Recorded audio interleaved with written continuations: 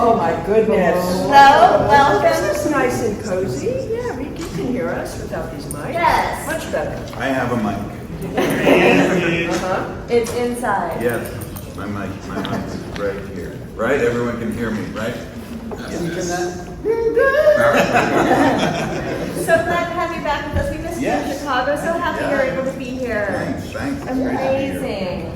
So I want to ask you guys individual questions about some other projects besides the Pet Sematary. And then we'll turn it loose for the audience to ask what they want to about anything, okay? About anything? It's up to them. Okay. Charge extra. Be nice. Be nice. All right, Miss Denise. You know that I am such a huge fan of Dolly Dearest. Whoa. Do we have any Dolly Dearest fans here? A few, yeah? God, wow, it was you guys that watched the movie. Okay, great. Can you talk about your experiences filming that? Oh my goodness, that was pretty cool. What a cast. Okay, Sam Bottoms, just great. Wow, you're making me work here.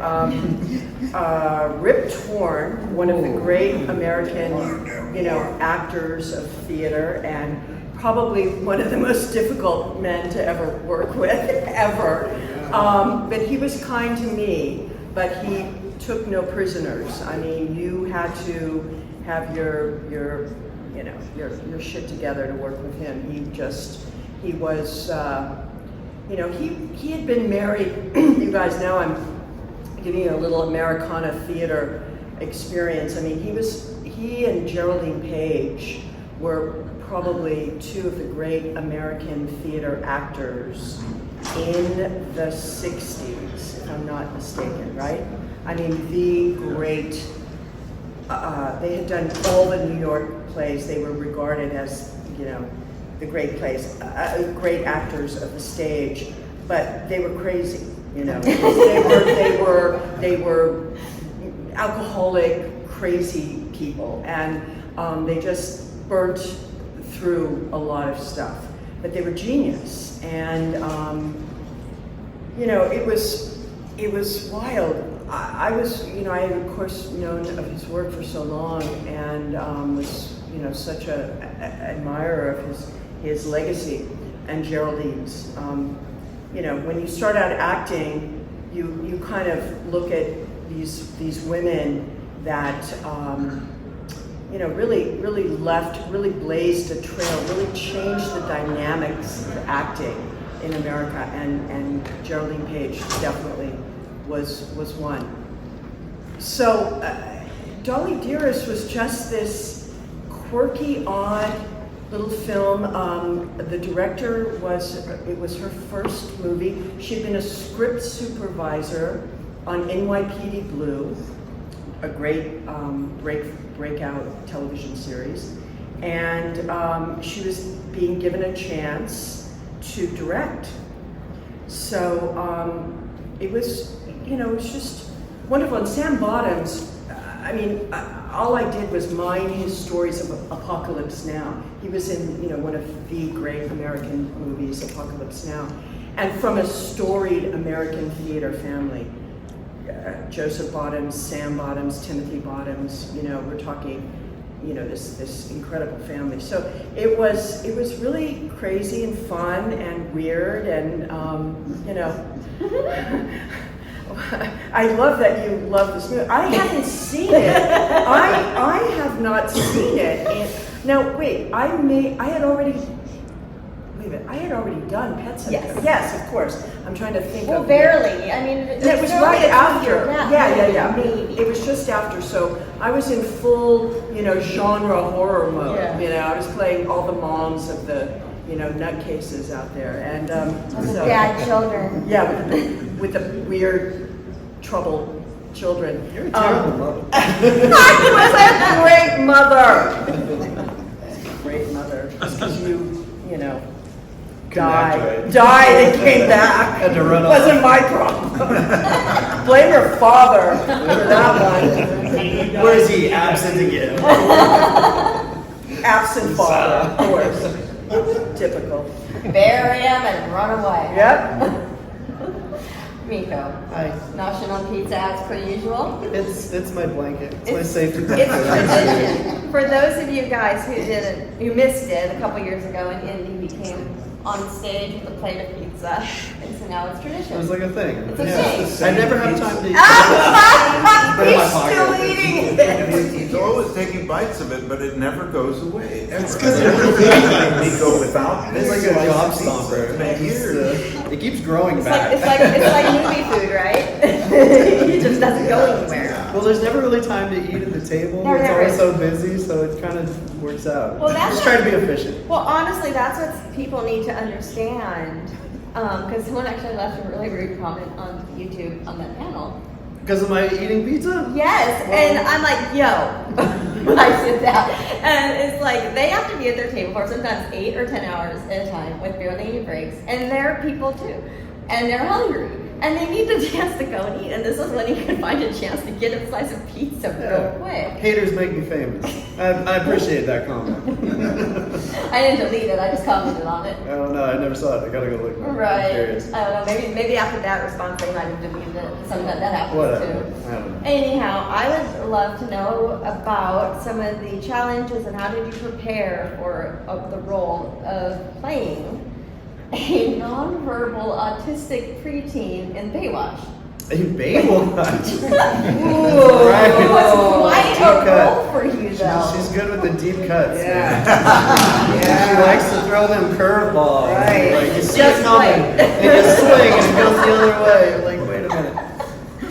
Okay, yeah. So because of Mercury Rising, I played an autistic character in Mercury Rising, and worked really hard on that character, maybe more than any other, just like preparing and learning about autism and trying to build the character and embody it. And during the filming of Mercury Rising, that was just for the audition process. And then once it was booked, the production company kind of linked us up with this doctor out of Chicago where we filmed, who was world renowned in autism, and there was a school there, and I worked with him and went to school, kind of like worked on a character, bringing in different elements of different kids that went to that school, and then for a month we worked on it, and by the end I was like going to school every day with the kids, like in the classroom, and really just trying to make sure the character was dialed in.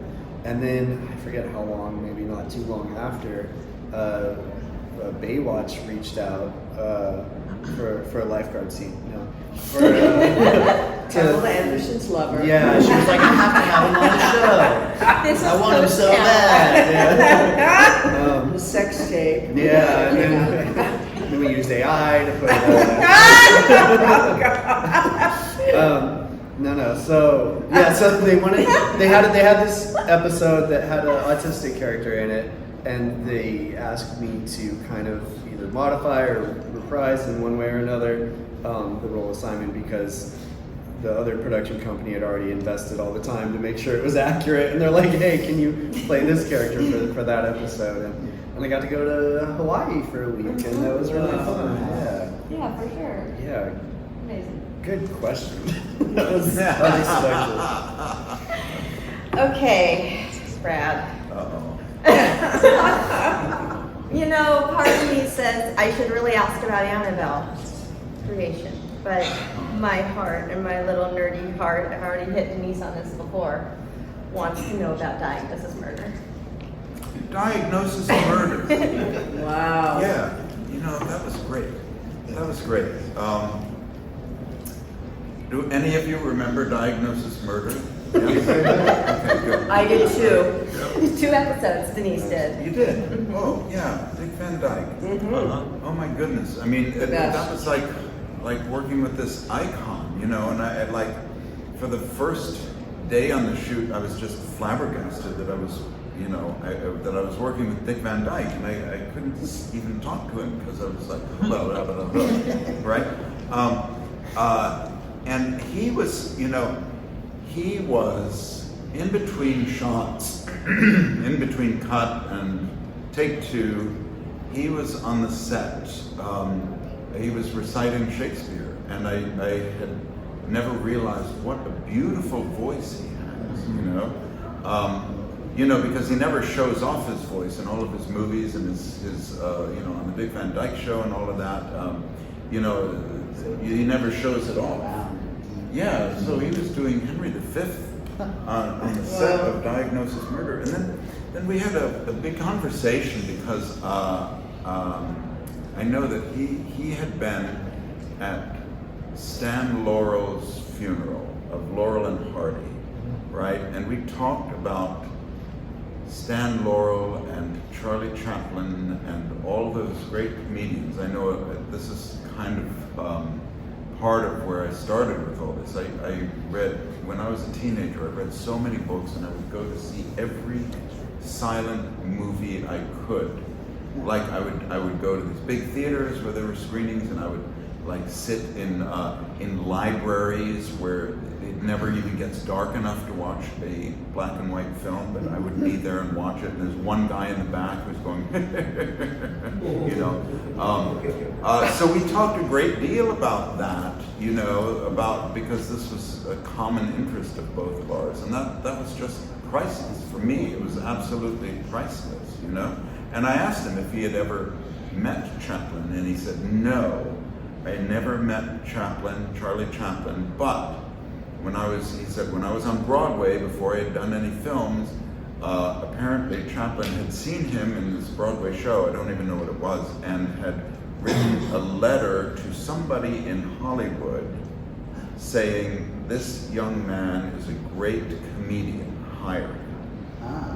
But I'm not sure how that whole, and then shortly after that, Dick Van Dyke came to Hollywood, and so anyway, that's, I haven't talked about what I did on the thing because it's kind of inconsequential. Really, working with somebody like Dick Van Dyke, I mean, it's like your story. Yeah. It's like, I think I played an aerobics instructor. Speaking of Dick Van Dyke, though, he loves Halloween more than anything. I mean, just because we're at Days of the Dead, I just have to throw that out. He goes all out for Halloween. His home, he lives in Malibu, on the beach, and he tricks out his house. Do you know that? Do you know about that? Okay, because you were nodding your head. I thought maybe you had read something. I mean, this is his, Christmas on steroids.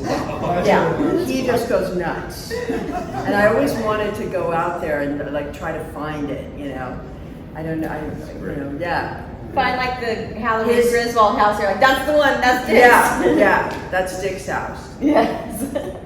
but we were on set and we were working, and he was very happy to talk. He was telling me stories for hours about, mostly about Stan Laurel and Laurel and Hardy, and working with Stan Laurel, and that's what led to Chaplin, because Stan Laurel was Charlie Chaplin's understudy in the theater before either of them had made films. And and he took this time, and he was telling me all sorts of things. Yeah. And he didn't have to do that. He could have, cut it short because he has to prep for the next scene or whatnot, But he didn't. He was so generous and so pleasant. So kind. Yes. Really absolutely. kind. Yeah. So that's my story. It's an amazing story. Nobody has ever asked me about that. Yes. Phew. All I can say is phew, because I've done some things that very embarrassing. Need to be questioned. All right, Andy. Okay, I'm gonna stump you, right? Not necessarily. You don't have a very extensive film career. No, I do not. Booth Steel's the only thing I found. Exactly, right, that's it. But I'm a big theater nerd. We just talked about it a little Okay. bit, right? In fact, he doesn't know this that much. One of my theater mentors is right there in the second row with the beard. He doesn't know he was my mentor, but I used to watch him and try to learn from everything that he was doing when we were in a theater together, right? Yeah. So he's here, and it's so exciting. Yeah. Anyway, you're a big theater guy, and you've done a lot of theater, right? Yes, my Yes, I Can you tell us a memorable story from a favorite memorable story from a play or a musical or whatever you've done? Jeez, well, they were all mostly plays. A memorable story. Mhm. Oh my God, we got to get more specific than that. Let me think. Oh, jeez. Andrew has told me all of his memorable Can stories. you remember any of my memorable Yeah, so here's my memorable Your most embarrassing moment. Yeah. Okay, I can't remember. When we met each other, it was in the makeup trailer, right? Yes. On Pet Sematary up in Yeah. Maine, and I come in and he's like got this thing on his body and all that, and he's in the middle of being made up, and we just started talking, and we were talking about New York theater. Yeah. Right? Yeah, yeah. We were talking all about, you know. You were also comforting me because I was scared shitless. You were very nice to I me. didn't know that part, Yes. but we like hit it off on talking about what was, because you were in New York at that time. Yeah. Yes. And have you seen this? Have you seen that? Was Yeah. this any good? Was that any good? You know. Yeah. That was, you know, that's like. That was nice. Yeah, it was. Yeah. And we Then still, you feel good. when we're together, You feel when good. you know, when we're not signing autographs and stuff, we're like, okay, so because he played Hamlet in Hamlet, and I'm always like, what about that line? What about that line that Claudius has? How did you handle that? Right, all this little minutia that nobody else is going to be interested in. That's amazing. And we're always talking about theater, constantly, right? Yeah. Yeah. That's why I love talking to you. Yeah. Because actually, you know, what Andrew did was kind of that was what I had imagined for myself. I went to New York from Virginia, and my goal was to audition for everything that I could in New York, so that I could learn how to audition, and then I would go to a place, a smaller market like Minneapolis, and do theater. And I thought I would have the career that you had. That was the plan. But like 1 year and 8 months into my 2-year stay in New York, I started booking film and TV. Oh, darn. Yeah. But you know, so I had to go with that, which really shocked me. Yeah. But we've always had this bond over theater, Beautiful. and it's lasted all these years. I all love these that. years. It's amazing, right? Thank you. Right. Thank you. For Yay! I'm sorry, I answered the question. Yeah, thank you. for you. That's what I needed. I'm his ventriloquist. So you mentioned that you were in the makeup trailer getting made up to be your creepy, scary Zelda who's Yeah. getting ready to scare us shitless, but you were scared shitless. I was First, Yes. Can you That's tell part us of- about that process of being scared in the makeup? Like what happened? Why were you scared? Well, it was like a cumulative effect because I think it was shot in Maine, right? The movie, and it was the last 2 days of shooting where when I showed up, and I remember having to borrow money in a cab to get a cab to the airport because I had no idea how to get to the airport in New York, and I was sleeping on my brother's couch and like living that kind of life. And like, so I got to Maine, and they drove me around, and it was really my first experience of doing film. So I was pretty scared. I didn't know what the process was like, and so what you see on the film is my own terror kind of coming out, and that's really kind of what it is. And you know, It works. it worked. I was using my reality at the time to fulfill my role. Aww. Do we have any audience questions? In the back. How does it feel being the first person to kill, what's his name on screen? Talking about, Herman Munster? yeah. Ready. Yeah, it was. My parents said that I adored him. I wish I remembered more. I hear he was a great guy. Everything he was just fantastic. In Pet Sematary, I was 27 months. Oh my goodness. Yeah. Do you remember, like, because my memory goes as far back as 5. Do you remember? I think because it's been such a big part of my life, it's some of my earliest memories, just everything about it, like parents talking about it, stories, just constantly being reminded of it. Yeah. So yes and no. The actual, like, through my eyeballs being there, not so much. Uh-huh. But I do feel like there's a lot of memories of memories Oh, yeah. of like remembering it being young. Like I don't know, it's hard to explain. Oh, I know. When I was 16, we went back to the house where it was filmed, and the family was really nice and let us go in and kind of take a little tour and whatnot. And I couldn't tell you where anything was like by memory, but I would walk through a doorway and everything would be immediately familiar. It'd be like, oh, this is that room. I've been in this room. I've been in that room. I've been in all these rooms. So that was filmed in a real house, like the inside. Yeah. It was the real interiors. It wasn't a set. Creed House. Not was at the all. house. Yeah. Was it next door? There was another house and a facade was built so that they could burn it to be Judd's house. But Judd's house, as in the book, was across the street. Yes, They found that Like location that's to not mirror the even book. Right. done ever. on a desolate road. Yes, I- on a road that, was exactly what is in the book. Which leads me to ask, what inspired all of you guys to be a part of this project? What was it about Pet Sematary? And was it the creators behind it, or the story, obviously? They paid us. They paid us. We were looking for a job. We needed a job. Oh my God, we're so lucky. We got a acting job. Yeah, no, we had Well, they no. didn't approach us, we approached them. But that was during a writer's strike. Really? Yeah, nobody was working. Well, Yeah, 1988 writer's strike. Wow, I can't,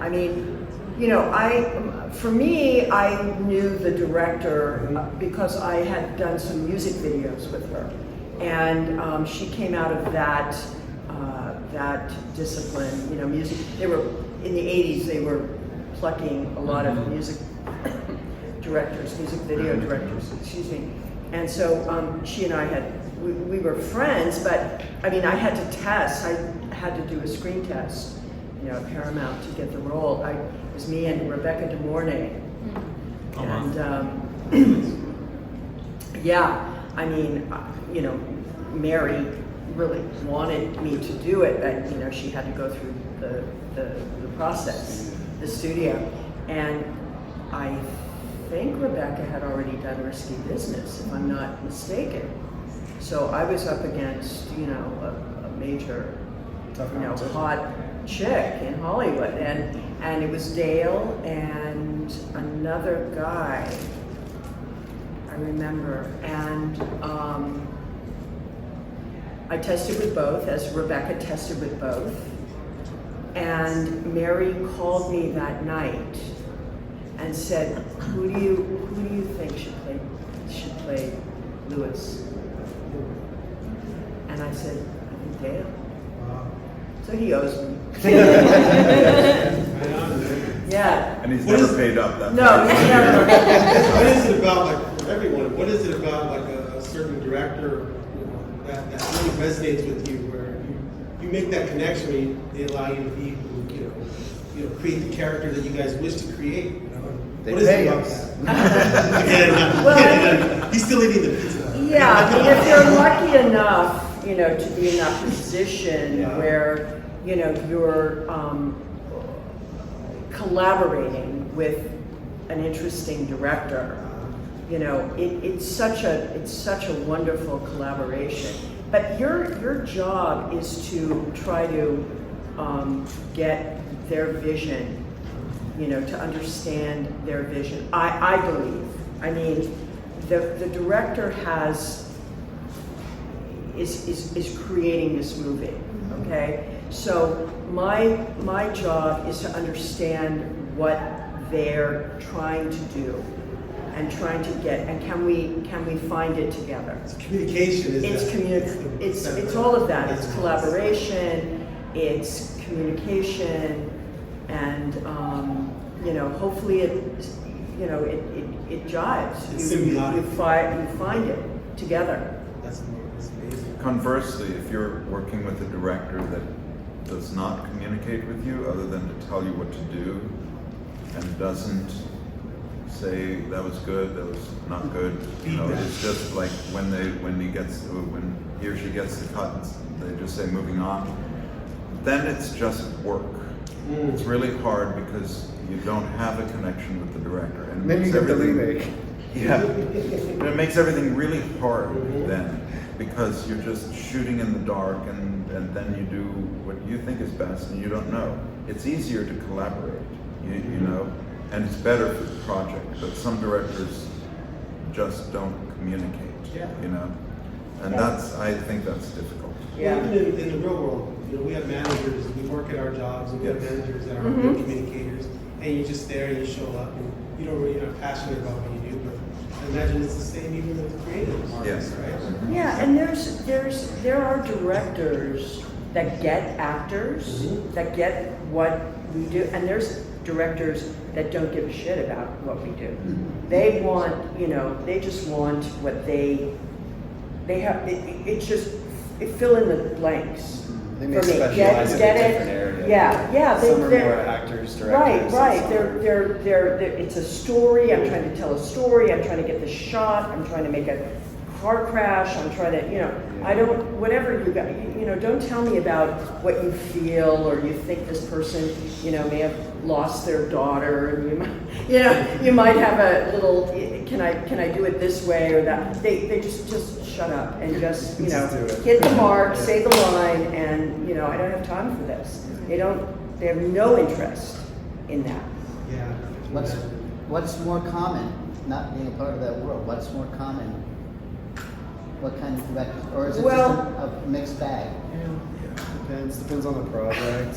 I think it's much more common what I just said, actually. I think it's a real auteur, really interesting director that gets the acting process and is willing to collaborate in that way. I mean, television for sure is rare that way.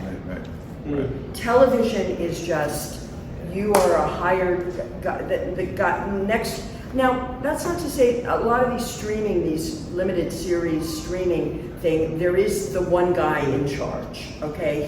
He's kind of directing almost all of them, writing almost all of them. It's his vision.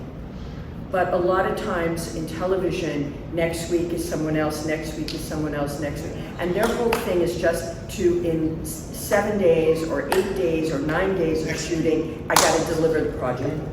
And they're out of there. It's their job. They is have done. they have no skin in the game. They're just hired for that episode. They assume once you got the job, you're there, you're going to do it. Yeah. And if you don't do it, that's on you. Because Yeah. you have to move on. What was that on set of Full House, for example? Was that like that? That was, oh gosh. Do you remember that? Yeah, it was very, Laid back? sitcoms are a different vibe, for Yeah. sure. It's more like a play. Yeah. You have almost a week of rehearsal, and then you film on Friday night, and there's an audience. But by then, you're so rehearsed. It's very. The only difference is pausing for the laughter. At first, it's like, oh, this is different timing. You gotta wait, like that little gear change. But then the energy is different, so it feels like it gives you a little extra, like, Fun. yeah, there's more like power behind it because you got the energy in the room with everybody. So when they were filming Full House, because you did several episodes on that, Sure. how did they do that? Did they just film like all the kids stuff first and get y'all out, and No. or was it filmed in sequence? No, it's like, yeah, Yeah? I think it's filmed in sequence. I'm trying to remember if there was a reason why they would ever film. I mean, if there was like a rare shot that wasn't on the studio, there was, I think we did one episode on like a soccer field, Yeah. so there was a lot of scenes intercut that were filmed like separately. But yeah, for the most part, it's kind of played out like a play. Yeah. It's probably not quite as entertaining for the audience, to be honest, because they do multiple takes. Yeah. It's like, okay, now we're going to do that whole scene Hours. again. Yeah, so you see the same scene of the sitcom 4 or 5 times, and then there's a break, and they have a guy in the audience who's kind of like a comedian. He just kind of keeps the energy up to like do crowd work and kind of riff, and they'll have little, oh, here's facts about the show to keep the audience's energy up. While they reset, move all the cameras, wardrobe changes, whatever else that needs to be, and then they switch the lights. It's like a big room, and the cameras can slide and move on the floor, and there's different. It's like the fourth wall isn't there. Modern sitcoms are more shot like traditional narrative now. They don't do the 3 camera stuff as much anymore with the audience. They're still called sitcoms, but back in the day, that's always how they were. Like the Friends and the Seinfeld. 3 cameras, yeah. Because it's always that one wall that's open, Yeah. and it's Yeah. so you could just pan, and then it's like there's the New York street, there's the bedroom, it's just all one big long strip essentially. And then usually they'll have one set that's like new for the episode that'll be built within like the living room that's always there that Yeah. just stays. So they'll turn the lights down on one, turn the lights up on the other, reset. And then you go through and do it again 3, 4, 5 times. Sometimes if you mess up in the middle, they'll do a pickup. So it's like pick up right from that spot, a line or two before, and then they cut it all together. So when you watch it, it's not like totally like a play. It's still, there's takes, but it does have that energy. Yeah, yeah. I want to say I heard this story, and I could be wrong because it's been a while, but I think that, what you're talking about, the crowd warmer, Yeah. that's how Bob Saget got his start. Very possible. I'm I don't know, pretty but, sure yeah, he was working on another sitcom doing that. Really? Yeah. I want to say I heard that after. Well, he was a his stand-up past. comedian. Yeah, and then he started Yeah. getting jobs because of that. Yeah. Right, Right. right. That's cool. I mean, I hope I'm right, but I know I It heard wouldn't that. surprise me. Pretty sure.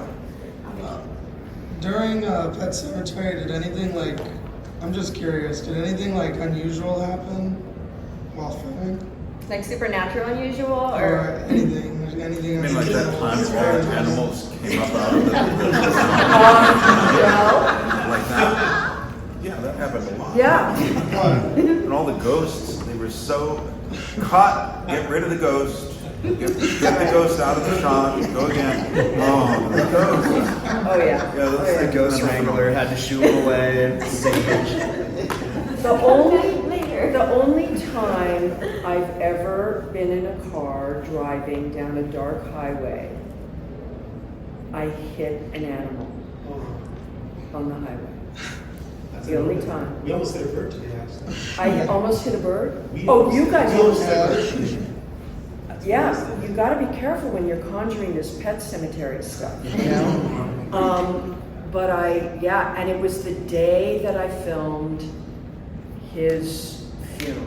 oh my God. So you're already a mess. I was a mess. I was toast. And I was driving home to my haunted beach cottage in the dark depths of the Maine woods, alone, spent at night, and a fox ran out in front of my car. And I think I touched it, and I stopped. And only the headlights on a main dark road and I'm looking for the fox, and I'm crying, and I can't find the fox, and I, am still crying, and left a horrible message to my husband and on the answering machine, unintelligible message. But I thought, oh my God, I shouldn't be making this movie called Pet Cemetery. I'm killing animals now. And I couldn't find the fox. I hope, in my mind, it ran off and had, baby foxes and lived a very happy life in the woods of Maine. But that was interesting. I've never hit an animal on the road. I've been driving a while now, and I just, never happened again. You could have thrown it in the trunk and just taken it to set the next day. We used it. We could have used it on set. On set, yeah. So this Halloween, I'm thinking about doing a whole Pet Cemetery thing in my front yard. I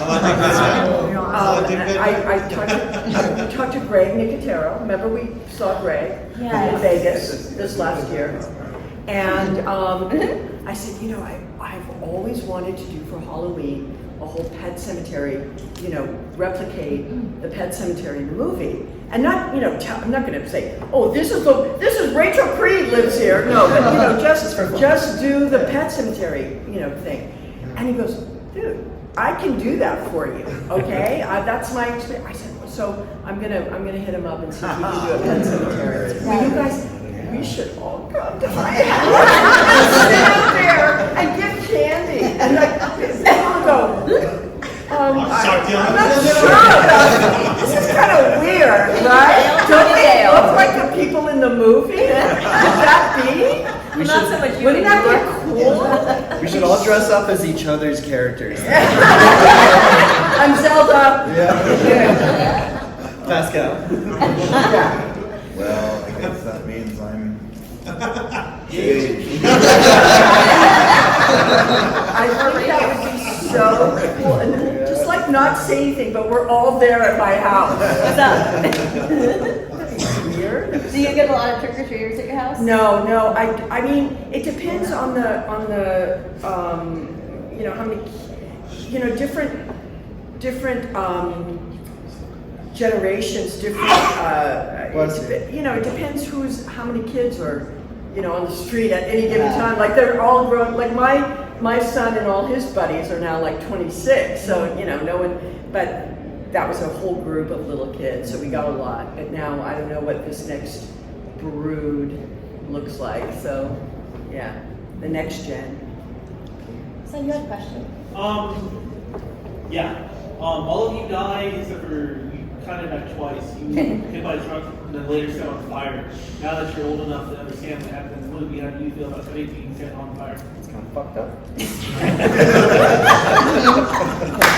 I don't know. It's kind of cool. No, yeah, it's super dark. I think it ends the way it needs to. Yeah. Yeah, it's cool. I like it. The story accomplishes what it needs to. Yeah. And you had one, yeah? Just a quick question, Nico, where'd you find that pizza? It was a prop. I had to have it special made. For this. No, Carrying it around. It was in my suitcase. It was in there's like a green room, like I don't know, part of the con. Break room. It was break room. It was the last slice and it had been out for 2 hours. It was actually terrible. But when you're hungry, you're hungry. But it, you know. So typical movie crafty. Yeah, I guess so. Yeah. Yeah. Yeah, Papa John's is mid. Yeah. Warm would have been better, but it was good. So I think Denise, you had most screen time with Fred Gwynn, I think.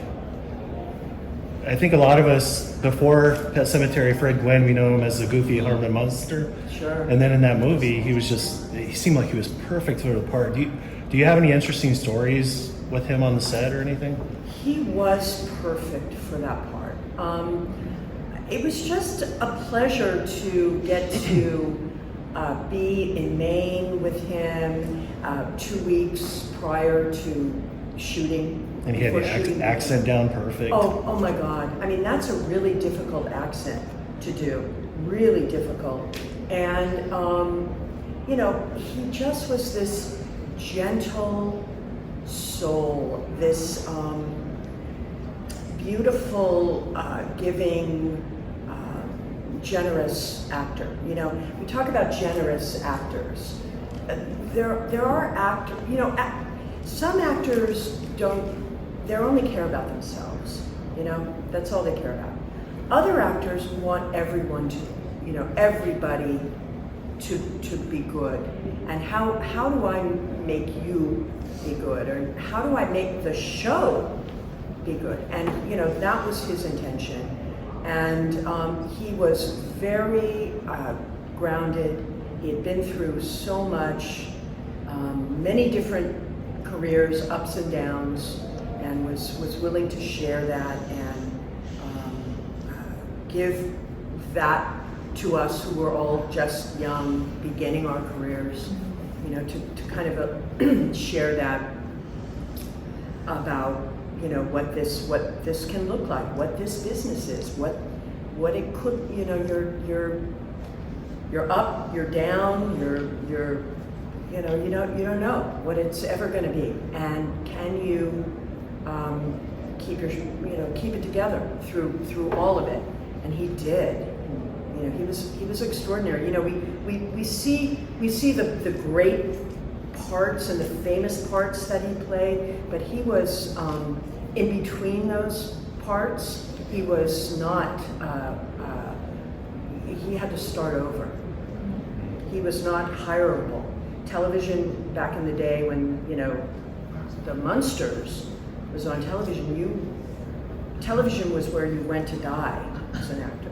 You know, it was you were typecast. I mean, he was so typecast. Yeah. He could not get arrested. He went from, you know, the top of television fame to zero. Could not get a job. And went back to New York and started back in the theater and took whatever. He had kids, you know, he had kids. He had a, you know, forget it. He sold his house, but he had to come up, he had to make a living. And he did anything he could and just picked him, did the grind, did the work. Just put his, you know, and there's something about that, well, there's everything about that, that is really respected, you know? It's really respectable and honest and real, you know? Who was this again? I'm sorry. He said the name. Fred Gwynn. Oh, wow. Judd. I had no idea. Yeah. Wow. And he, nor does any, I mean, but he shared that. And I think he shared that in a way to be able to let us know that that was, that's what this is. That's what this life as an actor is. You know, it's not fame, it's not money, it's not stardom, it's work. You just work. Just do the work. You know, it reminds me of like WWE, for example, you know, wrestling. Yeah. When you have a heel Yeah. you know, and you have a baby face, right? The good guy and the bad guy. And these wrestlers, they wrestle for the audience where, you know, if one wrestler is really better than another wrestler, they'll make the other guy look better. Right. You know, because they're selling it to the audience. Right. And by selling it to the audience, the whole thing becomes Well, it has better to product. work. It has to The work movie in becomes that a better way. product. That works. That's the theatricality that works in. But Yeah. you see, actors a little bit different. You know, in what we do is that, you know, you're responsible for your role. Yeah. You know, a lot of people go, I don't care about, you know, if this movie works. I'm getting my paycheck. I'm out of here. You know, and some actors, the really good ones, the really deep ones, care. You know, they want everything. They want it. It's best to. It's in the spirit of generosity to make everything the best it can be. You know, I mean, I don't understand why you wouldn't approach anything that way. You know, I mean, it behooves, everyone wins. Mm-hmm. Yeah, I think it shows in the movie too because it's such a good movie. Yeah. Yeah, he was extreme. I mean, you know, Brad and I, we talked about this. He and I went to see the remake, which we were so excited to go see, and Brad and I, you know, our kids have grown up together playing baseball, and you know, we've remained friends for all these years. And he came over to my house. We walked to the local cinema, and we sat in there alone. They closed the movie theater for us to watch, and John Lithgow is, you know, absolutely one of the best working actors, without a doubt. Yeah. But it's like, Fred is Judd Crandall. Yeah. I just dropped the mic, you know. He elevated us. He raised the bar. You know, when I sat in that room for 2 weeks and read that script with Stephen King and Mary, the director, and Judd walked in going, oh yeah, I can't even do the accent, you know. Oh, if I may, you know, whatever the hell he does. I went, okay, oh God, okay. I better really know what I'm doing. You know? Fred was Judd, like, to a T. Yeah. As written in the novel. And that's why it was so amazing. Yeah. It's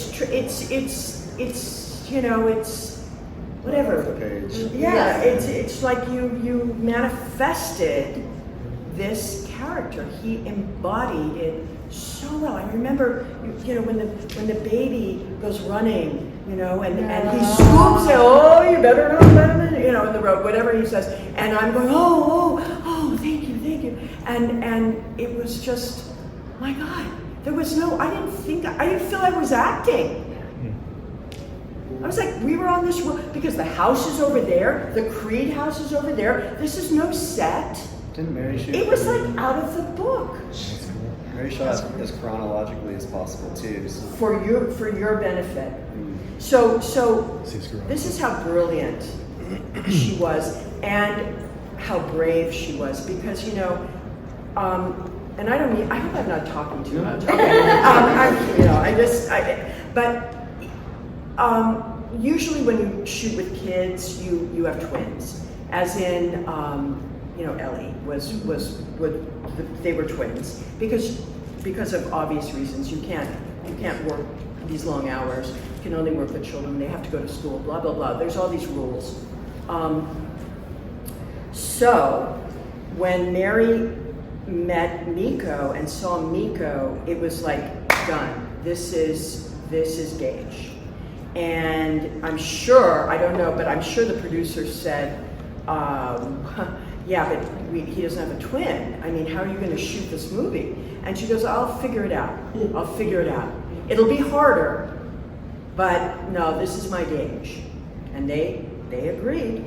And so that meant, okay, how are you going to get a 2-year-old to kill their mother at the end of the film and come back from the dead and slash, you know, the neighbors, you know, and kill it, all this stuff. And Mary goes, because we're going to shoot in chronological order so that he's going to feel like he's going to camp. He cannot wait. By the time I dress him up in that little Edwardian, you know, velvet outfit, he couldn't wait. He couldn't wait to get on the set. He was like, oh my God, I'm going to see my friends. He was like, Mommy and Daddy, go away. I'm with this Mommy and Daddy now, you know? And Judd, where's Judd? You know, I mean, he was just so willing. And Mary then could get him to do anything because he was totally trusting of the process, of the set. He felt safe with us. We were his. This was like, I'm doing this every day for months. I mean, we were there for months in Maine. Wow. Cool. Very smart. I really smart. So that's how you teach a kid to kill. Fool him, trick him. Yes. Okay, Andy talked about this earlier, but this is for everyone also. All of you work under makeup in regards to the film. Even Miko was under a little bit of makeup in regards to his role, but I doubt he really remembers anything. So Denise and Brad, how was your experience under the makeup, and how long did it take for those particular effects for you both? For me, it depended on what makeup we were doing, because there were 3 different versions of me depending on where we were chronologically in the movie. At the beginning, I'm not as veiny, and at the end, I'm very veiny. So we had 3 different looks for that, right? And those veins were all hand painted every time we shot. Every time they made us up. So for me, it was an average of 4 hours in the makeup chair, but if it was only going to be a close-up, they could get that done in 3 hours. If it was legs and everything, it can take like 5 hours. And then it was 2 hours to get it all off. And when we were shooting, see, the problem is I had this blood that had to glisten, you know? And it was on my hands. I couldn't touch anything, because anything that I touched would get the blood on my fingers on it, and I couldn't, like if I had an itch, I couldn't just do that.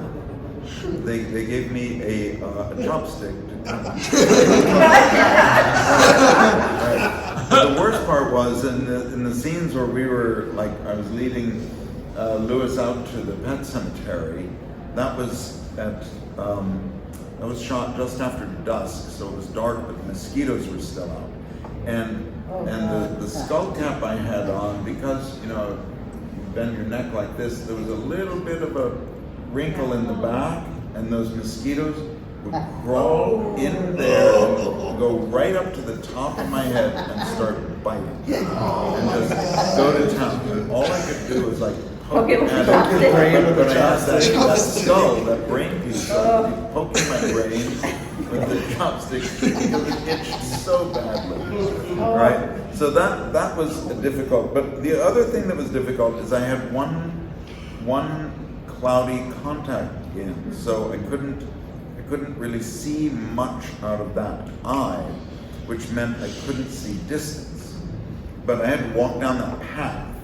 That path was not smooth. It wasn't a nice path like that. It was like so knowing that this is what we were going to have to do, before we started shooting, I just walked that path over and over and over for about an hour, learning every step, so that when I was walking, I knew, okay, take 2 steps and then you're going to go down a hill, and then move to the right because there's a hole, then move to the left, and then it's smooth. You know, I memorized it because I couldn't see it, right? And I couldn't be looking at my feet anyway, you know. So there were a lot of difficulties with it, but you know, the time in the makeup chair was actually great because David Anderson and his assistant John Blake were such fun people. We had a great time. And sometimes I would sleep, you know, but wearing the makeup was hard because I couldn't take my hands and do this. I couldn't do that. I had to like Sit like this the whole time? yeah, sit like this. No, not even like that because there's blood back there too. So I had to be like this, right, the whole time. You're just Italian. Oh, and the other thing, this is a funny story. Early on in the show, in the shoot, I had my makeup on, and we went. It was lunchtime, and so I sat down at these long tables with benches, and we were having spaghetti. And I sat down and started eating my spaghetti, and the crew guy next to me, after a little while, he turned to me and he said, "I'm sorry, Brad, I just can't do it. It's nothing personal, but." He got up with his plate of spaghetti and went and sat somewhere else because he was on the spaghetti side of the brain my makeup. And then the next person got up and the next person got up. And I realized, oh yeah, I guess it's pretty awful to look at this while you're eating spaghetti. So then I didn't eat lunch with the crew anymore. I just went to my trailer and ate because it was, you know, I understood it. You know. And I didn't want to be known for chasing everyone away from the lunch. Because do you know anything about your makeup process? Have you been told third party about it? Yeah, they didn't want it to be too extensive because I probably wouldn't sit still that long. I think the ratings too were more sensitive then. You couldn't gore up a kid too much. I don't know if this is a false memory or what, or I remember talking about it, but not the actual memory. It was cold. I remember it being like the scar was very cold, and that was like jarring, but it, you know, I managed. It was fine. I know they didn't do as much as they could. I think Gage would have been limping around a lot more if it was. I think there'd be chunks. There'd be. I don't know. Do you remember getting your hair bleached? No. Well, my hair was blonde. When I was born, my hair was weird. When I was a baby, when I was born, it was jet black, and then my mom said it was like a switch that it just started growing in blonde. And it looked like she looked like she had bleached the tips black because it switched to blonde, and then it slowly faded to like a brownish, and now it's kind of falling out. It's been a journey. Right. Denise, your makeup was pretty icky. Oh, Can we talk yes. about it before I let you go? So my makeup took a good 4.5 hours. You know, and I was in the trailer with the guys, and I remember being, you know, because I had one eye completely, obviously covered, so they walked me to the set, and to bring me to Mary, she had never seen me, and Mary just went, oh my God, I'm sorry, I can't look at you. I can't look at you like that. Oh God, it's freaking me out. I said, Mary, you gotta look at me. You're directing me in the looking, okay? You gotta look, Mary, look. And she goes, oh my God, it's completely freaking me out. So it was amazing. And shot the scene, and we wrapped up and went back to LA, and then I get this call, we have to reshoot it. They want it even gorier. Which is, I've never heard, usually they want you to take it down a notch, but this, they wanted it, you know, more gory. So they wanted more ooze and pus coming out of my eyeball into Dale's mouth. And, you know, it was just like, come on. So I had to do, they on a Paramount soundstage, you know, just redid the exact set of our kitchen. And went back and shot it one more time. Probably wasn't cheap. Oh my God, no. That was months. Yeah? Months later. Months later. Did you have issues with your hair? Like, had it changed, grown, dyed? No, because it was enough that they could you know, pull it off. But it was, yeah, it was just, really. And you know, those days too, they would do, like I had to do a full body cast. You know, at Lance Anderson's studio out in the valley, and you know, they don't even do that anymore. And oh my God, you guys, I had to do that. Yeah, that full face. Yeah, because you see, you know, I dropped the mother drops hanging from the ceiling. You know, so that's obviously a full body dummy. But oh my God. So they put that plaster on your face, and you have to sit there for a few minutes for it to set. And you've got straws, right, in your nose. I'm claustrophobic. Okay. I hear even non-claustrophobic people freak in that. They're telling me, you know, they're talking me through it, and towards the end, I was like that, literally going like that. Get it off, get it off, get it off. And, you know, I mean, it was bad. You guys all had that same? I don't remember what I had, but I went through that a lot for the Star Treks that I did. Oh, okay. Yeah, but, and that was like, it got better and better because, yeah, the first ones were like plastic. Full on. Yeah. Full on. And then and you feel it setting. It's like tightening. And you're just sitting there going, oh, I'm gonna die! You know, it's so bad. It's so bad. Wow. No, you couldn't pay me enough to do that. No. Next. Not doing it. Okay, I have one more wrap-up question before we set you guys loose. Are you ready? Uh-oh. I know, right? He knows me, so he's like, fuck you. If you could give your characters now any piece of advice, what would it be?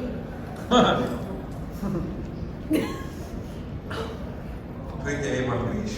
If we could give our characters a piece of advice. What would? Oh, these yours. Stay out of the road. No regrets. I'd do it again. I don't think I'd marry Louis Creed.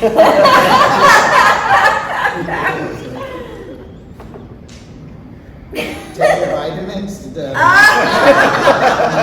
genetic testing. Do yoga.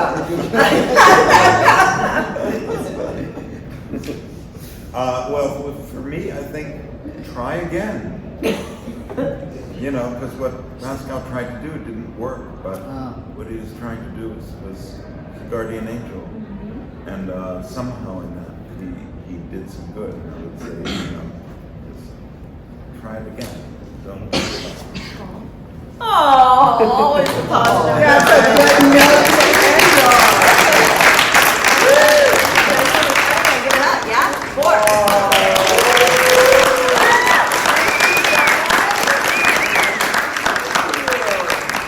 Let's all come to the front and take a photo.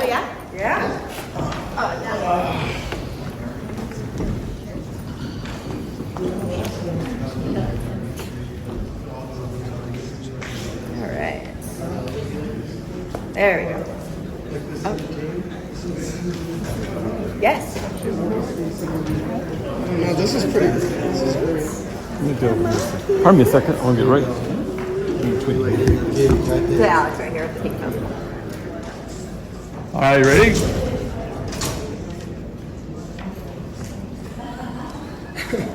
Okay. Thank you, Everybody just Alex. turn your heads this way. Oh, There you go. Thank you guys so much. got it. 1, Thank you. 2, 3. Oh, I love it. Thank you. All right, guys. Have a great night. Thank you, everybody. Good to see you. Andy, take care, man. You guys are amazing, all of you.